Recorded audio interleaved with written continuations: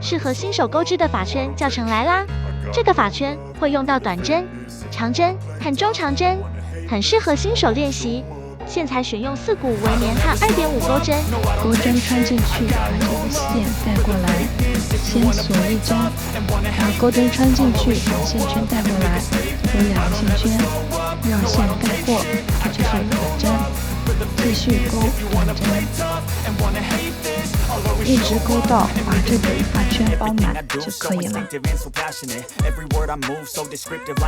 好，短针钩满之后呢，找到第一个短针的这个针目，穿进去，把线带过来，引拔，这样第一圈就完成了。接下来钩第2圈，首先锁3针，接着在第一个针目里钩3个长针。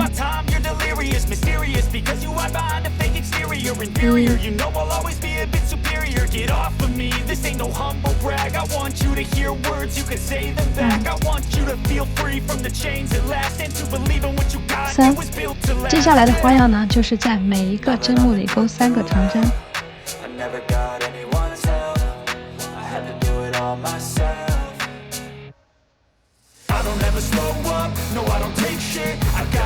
剩下的针目大家自行钩完。第2圈钩完呢，我们与第一个长针引拔。好，接着我们锁3针，在第一个针目钩1个长针，然后锁1针，接着我们空1针不钩，也就是第2个针目不钩，在第3个针目里入针，钩1个长针，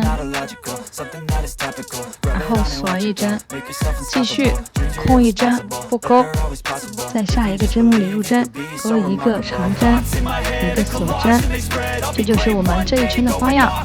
大家去把它钩完。第3圈钩完呢，同样的与第一个长针引拔。第4圈的花样同第3圈是一样的。行，我们首先钩个起立针，再钩1个长针，然后锁1针，空1针不钩，正好空的就是上一圈这个锁辫子针的位置，我们直接在第2个长针的针目上钩针。按照这个规律呢，大家把第4圈钩完就可以断线了。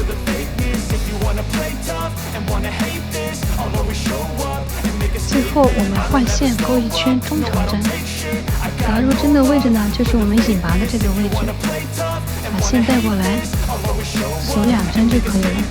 绕线穿进针目，把线带过来，有3个线圈，绕线穿过所有线圈，接着在2个长针中间的锁针处钩1个长针，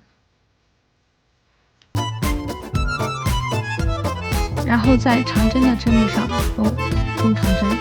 这一圈呢，就是钩1圈的中长针。然后钩完这一圈，我们的发圈就完成了。好，剩下的大家就是自行钩织。这样一个简单的发圈我们就完成啦，动手钩一个吧。